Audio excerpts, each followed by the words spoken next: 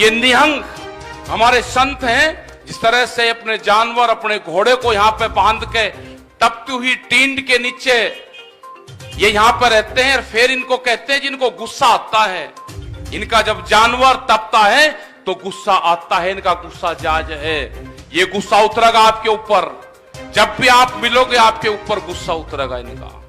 इस किसान का गुस्सा उतरेगा, वोट के माध्यम से उतरेगा, आंदोलन के माध्यम से उतरेगा।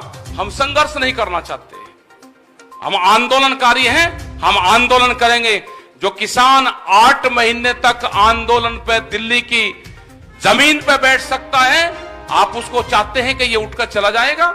ये गलतफहमी है आपकी। ये किसान ना उठकर जाएगा जब तक इसके कानून वापसी नहीं होंगे। एमएसपी पे गारंटी कानून नहीं बनेगा, वहां पे कमेटी नहीं बनेगा, ये किसान यहां से जाने वाला है नहीं। सोनिया, सत श्री अकाल जी। ये लड़ाई लड़ी जाएगी।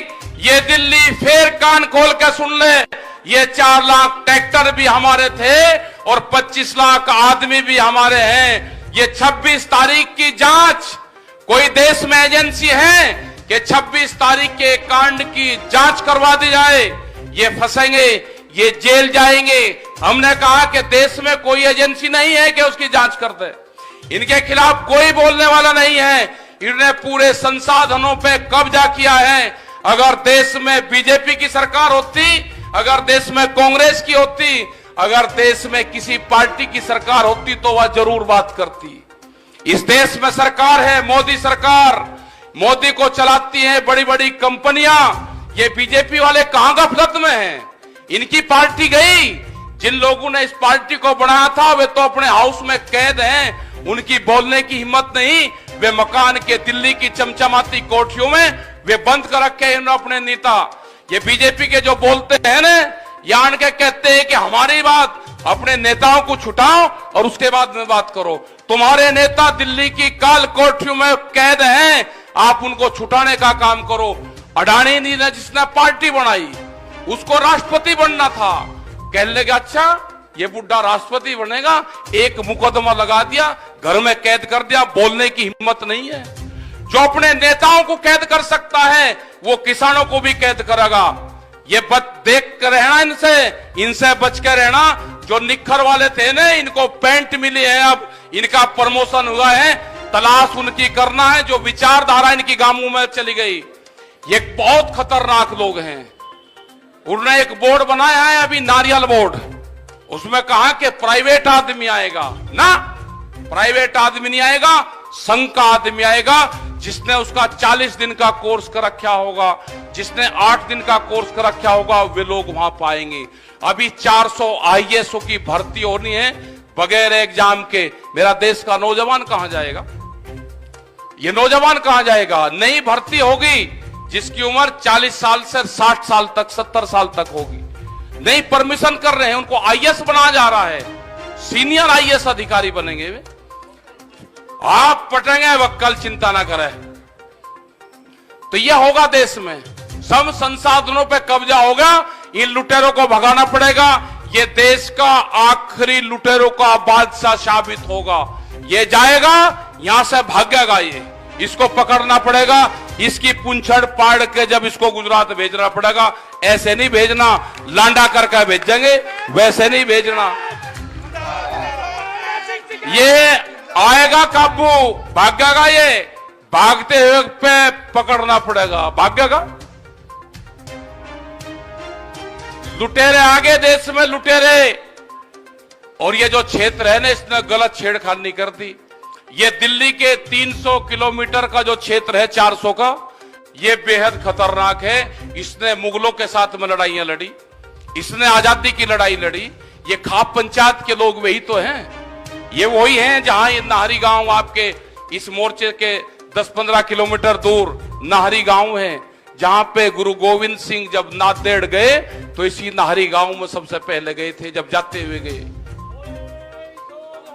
सत श्री अकाल जी। इन्होंने ज्ञान नहीं हिस्ट्री नहीं पढ़ी। गुरु गोविंद सिंह जब पंजाब से गए, जब उनका परिवार खत्म हो गया तो वे नाहरी गांव के खाप पंचायत के लोगों से मिलकर गए।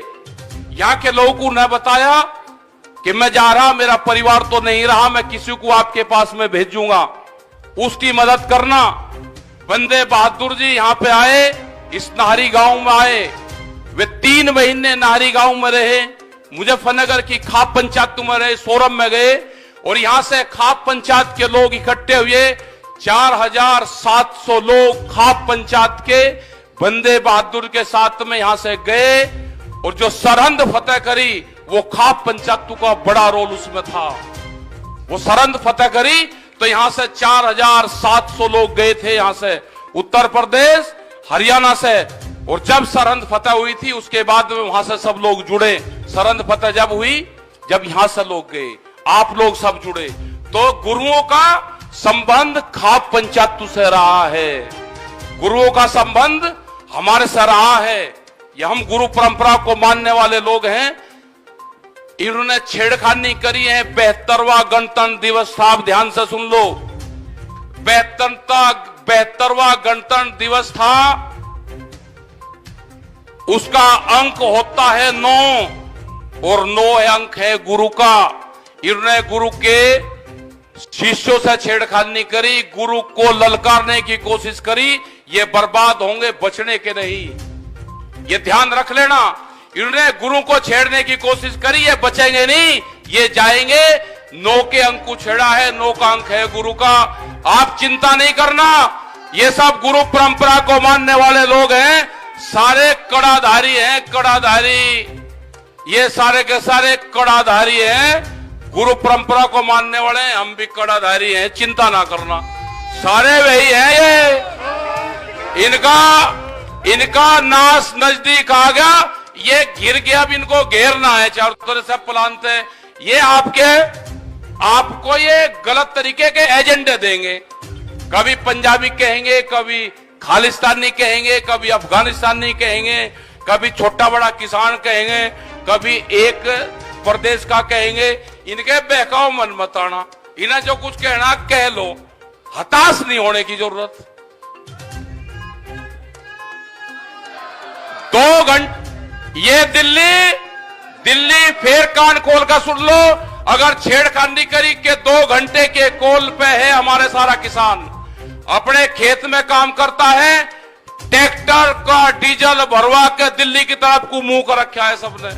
अगर छेड़खानी करी, हमारे पास में सब सिस्टम है, सारा सब संसाधन है हमारे पास में। ट्रैक्टर पे बम्पर मजबूत रखना, ट्रैक्टर ही आंदोलन का साथी है, उसको कमजोर नहीं होने देना। ट्रैक्टर तो किसान का टैंक है, टैंक।